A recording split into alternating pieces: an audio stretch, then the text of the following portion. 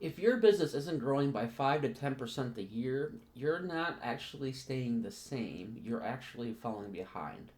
And in this video, I'm going to go ahead and explain to you why this is. Okay, so let's get into the reality of this. Why would I say you're falling behind or failing if you're not reaching that 5 to 10%? Well, it's been proven and shown that markets, depending whatever market you're in, either restaurants or retail, a coffee shop industry, whatever you're in, whatever business you're in, the markets grow by 5 to 10% every year. I mean, this is just a thing, and it happens, right? So if you have one year where you're making 100,000, and the next year you made 100,000, you might be happy thinking like, yeah, I stayed the same, we're good to go, we're not losing money.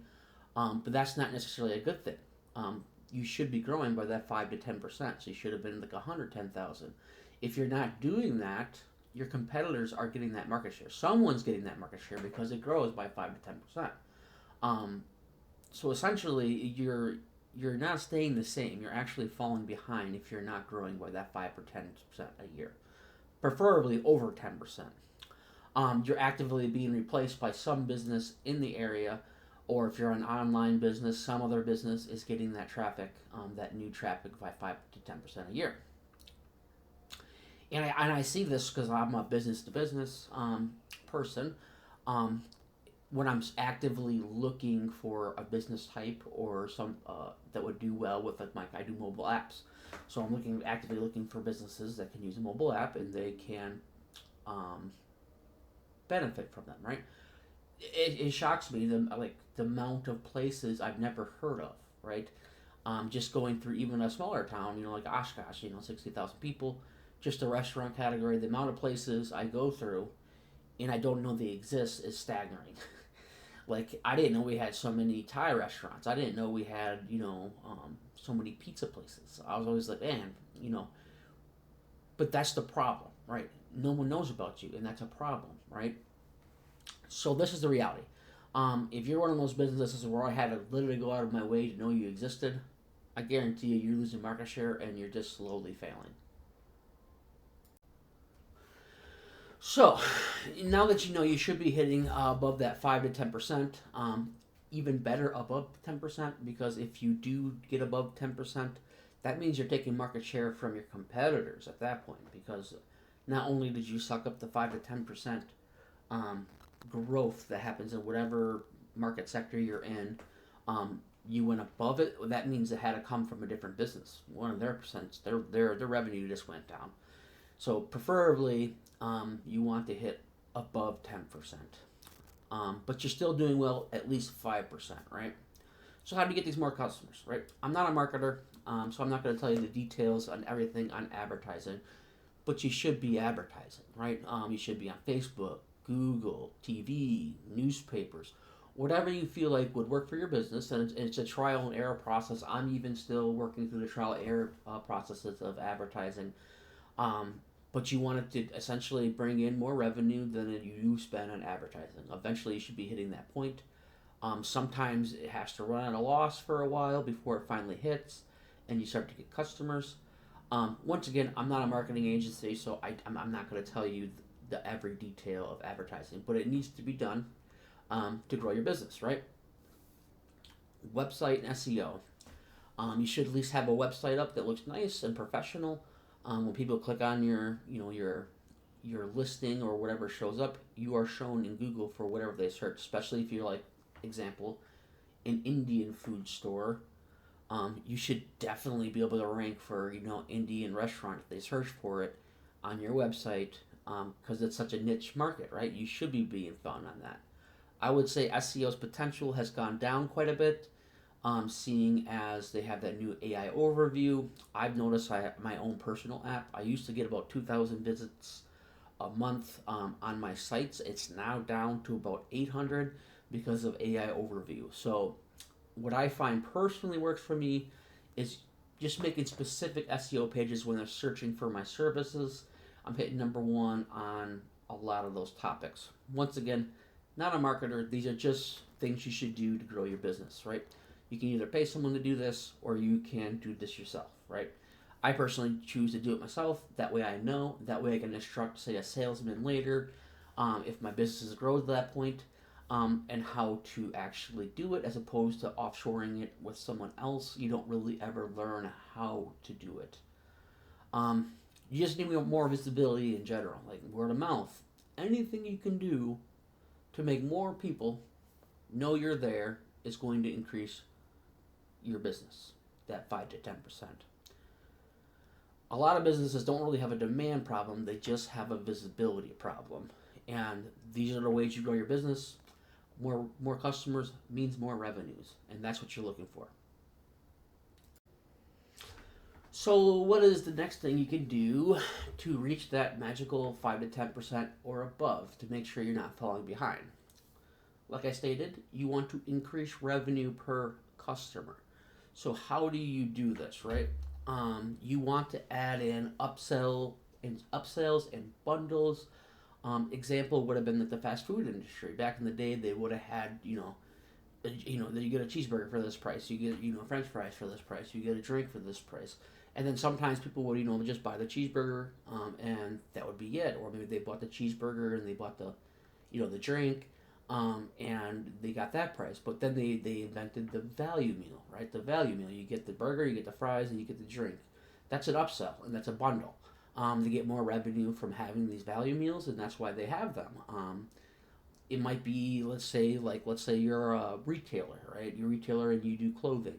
What can you do to bundle an extra feature? Maybe if they spend, maybe you can offer, say, tailoring services within your shop, so you have an actual tailor those clothes to their body. If they spend so much, they get a discount. So much in clothing, they get a discount for the tailor. That's a bundle, right? It'll be different for everyone's businesses, but you can figure out different ways you can bundle together different items to increase the revenues per customer. You make sure you have loyalty programs. Loyalty programs are specifically made for the extra revenue per customer. They want them to come back. So they get their points, and then they can take the points and get a discount on a new item. In most cases, I remember I was working with Best Buy in sales. The reason why they push gift cards a lot inside there is because generally the people that get a gift card will spend more than that gift card's value within the store. So that's the same idea of loyalty programs. So they might have $20 in loyalties, but chances are they're going to spend $50 because they're going to have to get the item they want. So that's kind of how loyalty programs work. And this drives repeat visits, right? So you get more per customer you got from said advertisements. Per advertising, you then get them to spend more and keep coming back to your shop. The real money isn't always in new customers. It's getting more revenue per customer once you do acquire that customer. They call that the lifetime value. I won't go into the details of that, but essentially that's what you want to do. You want to get a bit more revenue per customer, and that'll get you above that 5 to 10% that allows your business to actually grow instead of falling behind. And this is where your mobile apps come into play, right? I build mobile applications. If you want revenue growth, it is definitely a revenue growth source. 80% of people who enjoy your shop or your business will more than likely install your mobile app on their phone as long as they're aware of it. Mobile apps for businesses that need repeat clients, like the ones we've been talking about, you need more revenue per customer. They see a 40% revenue growth, which would beat that 5 to 10% mark on average. Why is this? Well, you're in their pocket all day long, right?